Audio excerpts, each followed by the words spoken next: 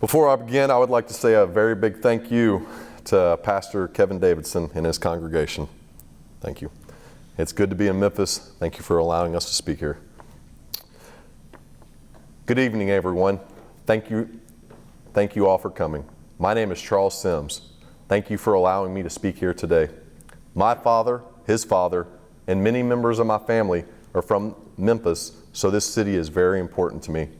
Therefore, the peace and tranquility of this community is near and dear to my heart, so thank you.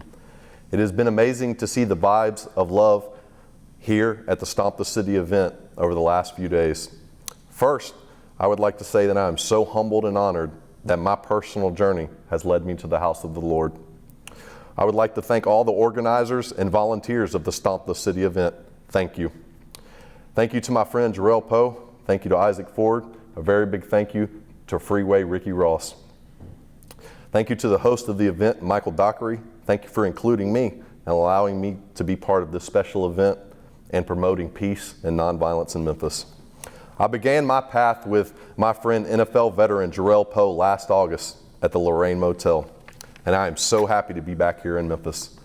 My personal journey over the last year has led me to many places, from Memphis to Mississippi, to Kenosha, Wisconsin, to Charleston, South Carolina, to Minneapolis, to Austin, Texas, to Washington, D.C., and now back to Memphis, Tennessee. I have met with many amazing people along the way. Civil rights leaders like Reverend Jesse Jackson, Reverend Al Sharpton, Reverend William Barber, and recently with Martin Luther King III. Most importantly, I was able to meet with family after family that has had pain thrust upon their lives from the loss of a loved one. So, the last year for me has been a massive learning experience in patience, caring, compassion, and love. My journey and my family's history is one that is thoroughly entangled with the struggle for racial equality in our country. For those of you that don't know, my lineage goes back to the Civil War and the post-Reconstruction era. I believe this unique understanding of history, coupled with my military experience, allowed me to understand a path forward towards bringing people together in love and peace. These experiences have forged a path that have brought me here today. I have come here to support this event, this unique gathering of like-minded individuals, and the greater Memphis area. The continued violence in and around the city of Memphis recently and in the past has been horrible to see, from the Allen Motley shooting in August to the recent mass shooting at the Kroger grocery store in Collierville, Tennessee, and so many more. The violence in Memphis needs to be addressed, and it needs to be addressed now. Now is the time. There needs to be unity in this community. If the current crisis is avoided now, it will only be a crisis magnified in the future.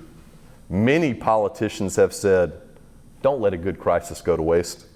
The implication is to gain something beneficial from that crisis or the event. However, the crisis itself is rarely settled or taken care of. It just limps further down the road.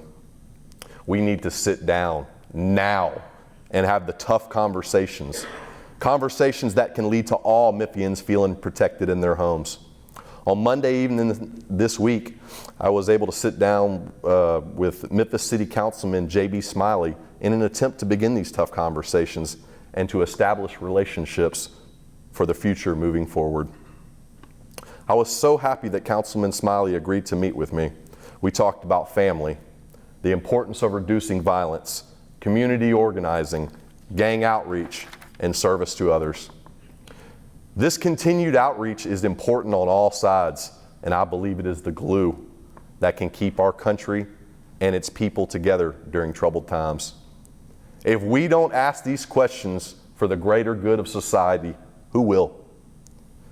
Deion Sanders, the current football coach at Jackson State, after a homecoming win recently, called for calm. Deion said, we got to stop the killing. He said, let's start one day at a time, just no killing.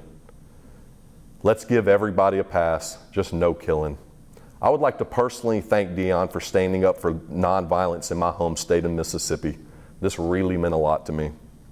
We suffer a lack of leadership on many different levels, so I applaud Coach Sanders for taking his stand. Let's follow his advice. Let's take a long, deep breath, and let's take it one day at a time, one neighborhood at a time, one week at a time. Let us begin this movement towards nonviolence and shape a different trajectory for the youth of the community moving forward. Many people know this fine city for its amazing barbecue, the blues, Elvis Presley, and the Mississippi River. However, it is also known because Dr. Martin Luther King Jr. was killed at the Lorraine Motel. It is my belief that since the dreamer was killed here, the dream must be restarted, renewed, and reinvigorated, first and foremost in the city of Memphis, Tennessee. I believe that the dream and the city of Memphis are inextricably intertwined.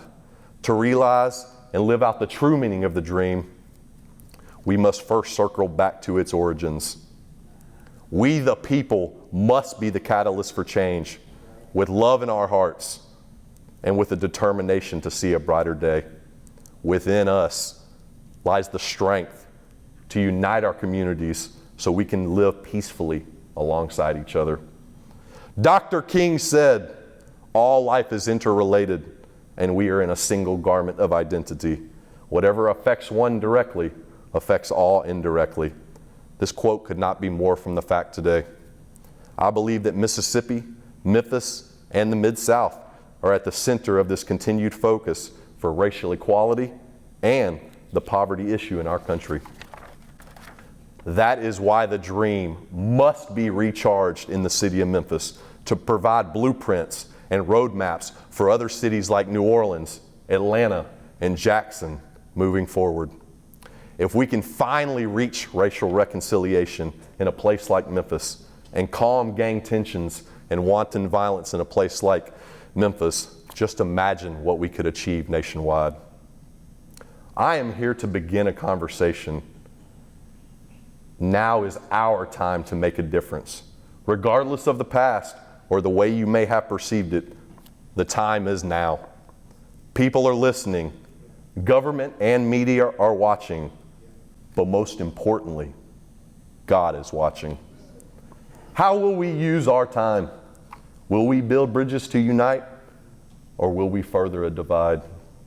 Which side of history will we stand on? Will you stand with me? Will you stand with Memphis, Tennessee? Now is the time to step up, regardless of color. Over the decades, we have seen many people do it. Let us come to the aid of our country now. Why wait another day? Let's start today. For a better Memphis, for a better America. It's time to unite, not divide.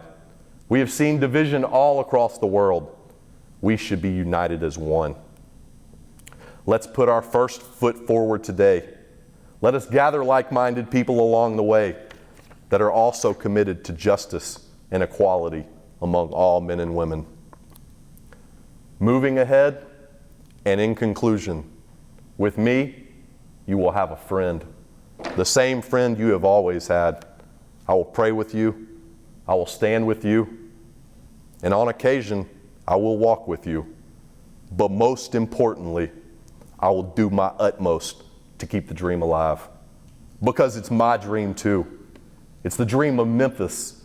It's the dream of the American people. I believe we are the great-grandchildren that Dr. King spoke of.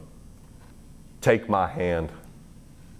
Now is our time to continue on, to keep the torch burning. Nonviolence, unity, and love must be the way forward. Let us ignite this most crucial spark of love today, not the spark of gunpowder and hatred. Let us be great in our time, and greatness comes from one place. Greatness comes through service to others. This is how we will reach our mountaintop and finally become a unified people. Remember, let's take a deep breath and let's start one day at a time. Lord, let us conform our will to yours. We put our hope in you. We put our trust in you. For a better tomorrow, for a better America. I ask that God bless us in all our future endeavors. And to that, I say, amen. God bless us all. Thank you. Thank you, Memphis. My name is Charles Sims. Thank you all so much for coming out. Thank you. Appreciate that. Thank you, brother.